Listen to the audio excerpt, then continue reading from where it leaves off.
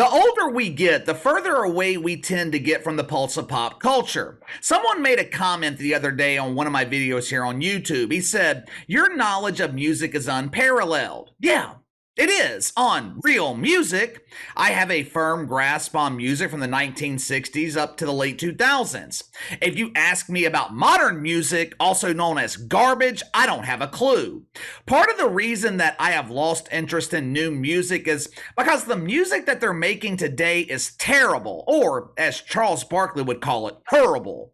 But I think part of it too is I've gotten older. The music industry, it targets kids, it targets young people. As we get older, we tend to listen to the music that we grew up listening to. I have not been a regular viewer of the WWE in decades, but I still do keep up with it from time to time. Back in the 80s and 90s and most of the 2000s, Vince McMahon, he was considered to be a creative genius. I mean, this dude had the Midas touch for 3 decades. He took the WWF from being a regional wrestling promotion to the largest wrestling company in the world. He took them from the brink of bankruptcy multiple times to being a multi-billion-dollar global corporation. As the leader of an entertainment company, it is impossible to accomplish that without having your finger on the pulse of pop culture. Over the past decade, though, hardcore wrestling fans, they have been begging Vince McMahon to step down. I think that he was eventually forced to step down over some allegations or something. But before all that, they were begging him to give the creative reins to someone else, anyone else. Now, I haven't watched the product in years. I think I might have seen 1 or 2 episodes in the last 5 years, but that's all it took for me. The product isn't nearly as entertaining as it was 15 or 20 years ago. Now, what's the number one reason that hardcore fans of the WWE wanted Vince McMahon to step aside? He was out of touch. Dude's almost 80 years old. It is damn near impossible for someone that's knocking on heaven's door to create something that's relatable to 18 to 24-year-old kids. Luckily, though, for Vince McMahon, I think his legacy remains intact. I don't know if I can say the same thing about Lorne Michaels. Now, for those that don't know, Lorne Michaels, he is the creator of Saturday Night Live, a legendary show, or it used to be. Now, it was announced this week that the season premiere of SNL is going to be taking place next weekend. Now, this used to be big news. Fans of the show, they would wait with anticipation all summer for SNL to return. Lorne Michaels made this announcement a couple of days ago. Did anyone notice? Does anyone care? I know I don't care. This show has become absolute trash. I used to love Saturday Night Live. When I was growing up in the 90s, early 2000s, SNL was appointment television. I didn't miss an episode. You never knew what was going to happen on the show. SNL was risky. It was vulgar. Lorne Michaels, he used to be in tune with pop culture. He wasn't afraid to offend people. SNL made fun of everyone. They destroyed Bill Clinton just as bad as they went after George Bush. No one was off limits. Unfortunately, though, that is no longer the case. I don't recognize the modern Saturday Night Live. This show has become the adult version of Sesame Street. They are no longer willing to take risks. They are no longer willing to offend people. Lorne Michaels, he is trying to become the hero to deacons at Woke United Methodist. I can be your hero, baby. A couple of times a year, I'll find myself having a hard time going to sleep on a Saturday night. I'll turn on SNL. Now, I've tried to be open-minded. I have tried to give the show a chance. Within 15-20 minutes, I'm asleep. What the hell happened to this show? The cast of Saturday Night Live used to be household names. Farley, Sandler, Chevy Chase, who was well before my time, Chris Rock, Norm Macdonald, Daryl Hammond, Tim Meadows, ooh, the ladies' man. Contact me for your romantic queries. I'm sipping my Cavassier and I got my wang and some good tang. This show was responsible for producing absolute comedic legends. I'm looking through the current cast this morning, trying to find someone, anyone that I've heard of. Listen to this list of huge embarrassing failures. You tell me if you've ever heard of just one of these people. And just to be clear, These are not new cast members. For the most part, this is the exact same cast from the last several years. These people have had years to make an impact, years to make a name for themselves. Yet for some reason, they are just as unknown as the Las Vegas anonymous faces in the WNBA. Mikey Day. That sounds like the waiter at 5-Star Frank's. Heidi Gardner. Who? Bowen Yang. Who the fuck is that? Sarah Sherman. Now, my inside sources tell me Sarah Sherman, she is married to the Shermanator, that geek from American Pie who spent the entire night having girl talk with the hot girl instead of listening to the advice of the ladies' man and introducing her to his Johnson. Kenan Thompson. God, again? This dude... I guess Kenan Thompson failed to get the memo. You're supposed to use Saturday Night Live to jumpstart your career. SNL is not supposed to be your career. Kenan Thompson, he's about to start his 21st season. Well, KC, he's making history. He is the longest running cast member in the history of the show. It's another first. Oh, shit, fucks, love a first. Yeah, that's not a good thing. You know why he is the longest running cast member? Because successful cast members, they leave to pursue real opportunities. I can remember when the season premiere of Saturday Night Live was treated like a big deal. They would book a Hollywood A-lister to host the show. They would bring on a mainstream musical guest. You know who Lorne Michaels booked to host the season premiere next weekend? Pete Davidson. Pete Davidson?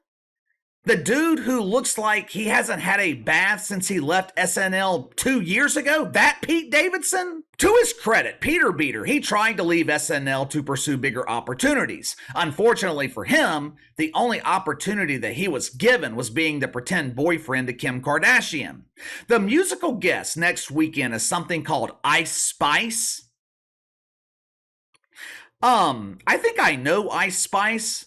That's what I put under my arms every morning when I get out of the shower. Apparently, though, this Ice Spice is a rapper. Now, this immediately reminded me of how out of touch I am with modern music. I like rap music. I've never heard of Ice Spice. So I decided to give her a chance this morning. I looked up her biggest hit, In Her Mood. Only took me about 30 seconds to remember why I don't listen to modern rap music. Like, damn, she in her mood. Yeah, no shit. I live with a woman and her teenage daughter. I don't need to be reminded of their ability to rapidly change their moods.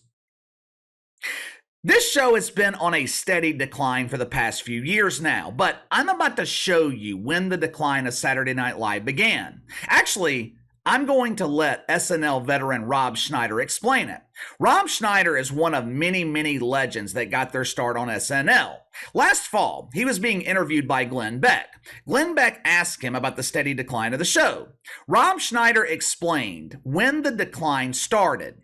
Watch for yourself. When Hillary Clinton lost, which is understandable. She would lose. Yes. Not exactly the most likable person in the room. Right.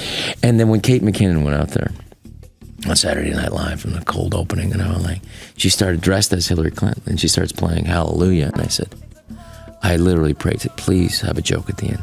And there was no joke at the end. And I went, it's over. It's over. This is not going to come back. Rob Schneider is absolutely right here. The segment he's talking about with Kate McKinnon, that segment aired in November of 2016. That year, SNL averaged 11 million viewers. It was the final time they would ever do so. SNL followed that painfully boring segment with classic segments like Levi Wokes, a segment featuring jeans that explain your gender identity. I'm wearing pink jeans. That means I'm a former man like Rachel Levine. I'm wearing blue jeans. I'm a prepubescent boy. Call me Megan Rapinoe. I'm wearing no jeans with no shirt, dong in thong, cigar in mouth. Call me Chris Cuomo. Hey, it's me, Chrissy C. SNL went from 11 million viewers to averaging between 2 and 4 million. Where did 7 million people go? In the span of 5 or 6 years, this show has managed to run off 7 million people. How is that possible? There's only one explanation for it. Lorne Michaels has been infected with the woke fungus, and we don't need a doctor from Woke U to give us the prognosis here. We already know what happens when you're infected with the fungus. There is no cure. The fungus has absolutely handcuffed the creativity on this show. John Biden and his pretend vice president, they have been living rent-free in the White House for over 2 years now. Now, when Donald Trump was in the White House, Orange Man bad. When the Trumper was in the White House, he was consistently mocked on SNL, and rightfully so. I mean, this is supposed to be a comedy show. Over the past 2 years, though, Lorne Michaels, he has barely mentioned John Biden. Hell, I have made fun of Johnny B. Biden more than Saturday Night Live. They are afraid to go after him. They are damn sure afraid to go after the pretend vice president. They can't do that. No. They'll be labeled as misogynist and racist. SNL only makes fun of the right side of the political aisle, and that would be okay if the jokes were funny.